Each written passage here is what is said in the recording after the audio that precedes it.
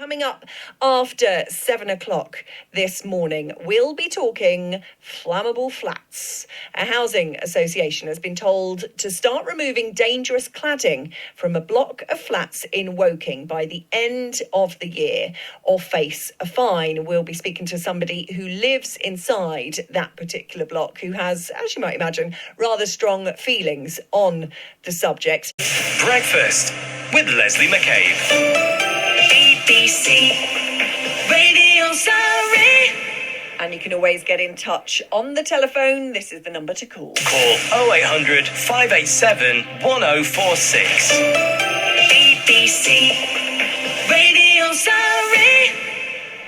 A housing association has been told to start removing dangerous cladding from a block of flats in Woking by the end of the year or face a fine. Earlier this year, Southern Housing Group, which owns and manages Eastgate, confirmed that the insulation and exterior rendering on the building don't comply with current safety standards. Woking Borough Council has carried out a review which says that people who are elderly or not very mobile could be trapped if there's a fire. Southern Housing Group has been served with an improvement notice which says there must be changes to make the building safe. The work is supposed to start by December the 9th and be completed within a year.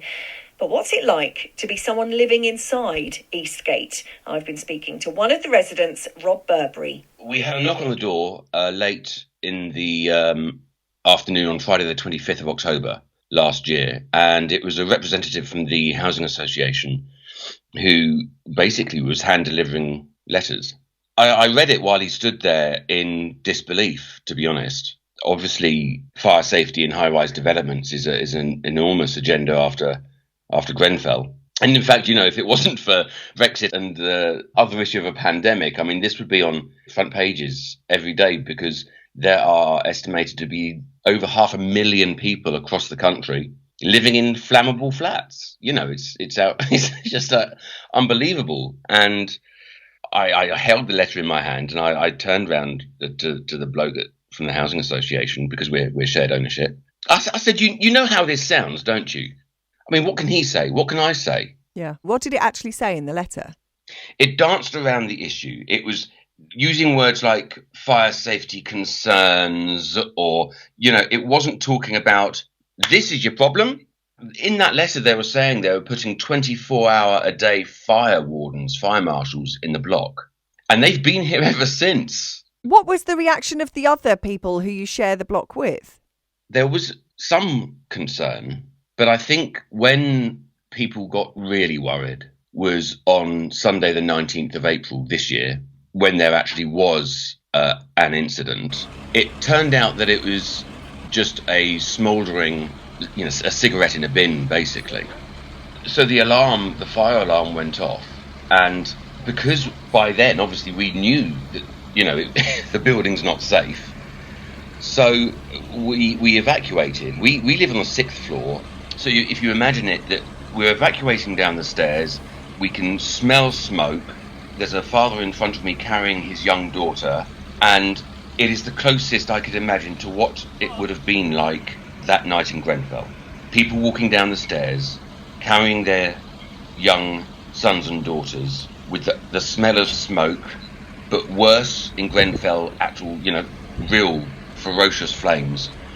It was terrifying. And so when you say about how did residents respond, that night on Sunday, the 19th of April in Woking really brought it home. My understanding is that Woking Borough Council knew the extent of the hazard, as they call it, within Eastgate months ago. I've spent a week just reading legislation. I'm not a lawyer and I shouldn't know what I now do know.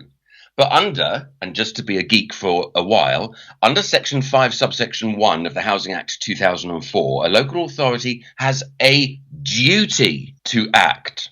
72 people died in Grenfell, and I would like to think their lives were not lost in vain, and that the professionalism of so many people, whether it be a fire and rescue service, whether it be a local authority, whether it be a housing association and the government, you would think, post-Grenfell, you would think they would pull their socks up. But Woking Borough Council only inspected our block when I alerted them to the fact that they were not upholding their duty as laid down in law. Yeah, and as a result of that, they've served an improvement notice to Southern Houses Group, which owns and manages it. So under the Housing Act, they can serve a hazard awareness notice. That's kind of like, okay, so we know that something's not quite right. We know about it, but it's not serious enough to enforce anything. Then you've got an improvement notice, which is, right, this is dangerous enough that we now need to have you fix it by this date or we fine you. And then there's a prohibition order. That place is dangerous, everybody out. But they haven't done that. They've said improvement works must commence no later than December the 9th and complete them within a year. How do you feel about that? Sickened. There was one letter from Southern Housing Group that I guess they tried to be reassuring. So the letter read something like that: how they have discovered that Eastgate is not constructed of the insulation or the material that you might have read about. Well, what type is that exactly? I mean, because I've read a lot into it, I know that Grenfell had aluminium composite material, and we in Eastgate in Woking, we have expanded polystyrene insulation. Just because we don't have what was on Grenfell, and maybe, for example, it's less flammable. But to what degree is it less flammable? Does it buy us, say, an extra 90 seconds to evacuate? Oh, great. Oh, that's wonderful then, that we don't have the insulation that we might have read about. Some of Southern Housing Group's communications has been absolutely terrible, of the sort you might have read about. So they try to reassure and then just cause more worry and stress. And worry and stress, I mean, that probably doesn't even begin to describe it, does it? What it's like to actually carry on day in, day out, night after night, living in a building that you're afraid of.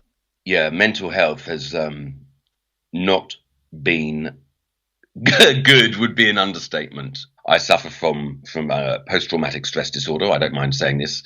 Unfortunately, I got caught up in the Strasbourg terrorist attack in December 2018. So now I suffer from PTSD. So that evening when we had that fire incident in April, there were 4 fire engines, a water tanker, and a high platform ladder from Guildford deployed here.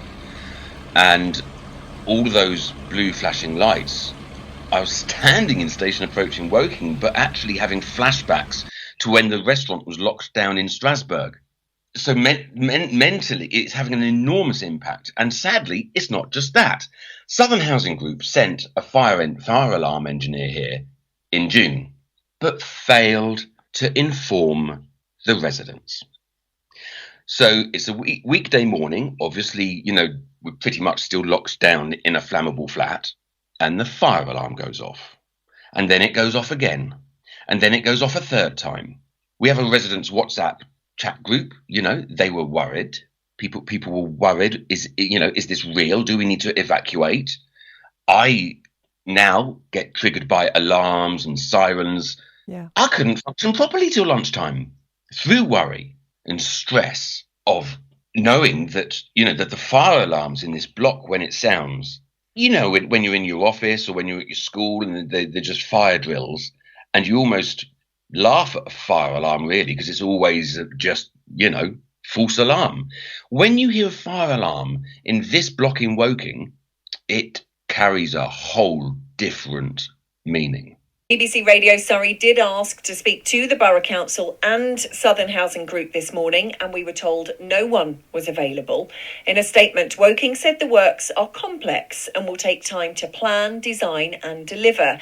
A prohibition order was not considered necessary within the interim safety measures in place, as it would have meant evacuating the whole building for an extended period of time.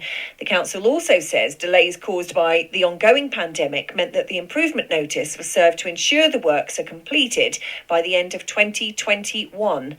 Southern Housing Group hasn't yet responded, but on their website they say their project team are taking all the steps necessary to bring the building up to meet the government guidelines. It's 16 minutes past 7. Breakfast with Leslie McCabe. BBC Radio Surrey.